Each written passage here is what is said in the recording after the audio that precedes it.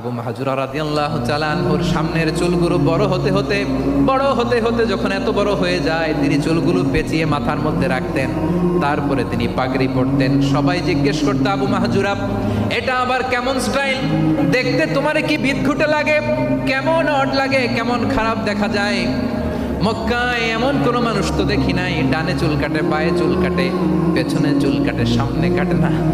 ওরে আবু মাহজুরা, কেমন দেখা যায় তোমারে? তুমি সামনের চুল কাটো না কেন? আবু মাহজুরা বলে, আমি হাঁটু গেড়ে পেয়ারা নবীর সামনে বসেছিলাম।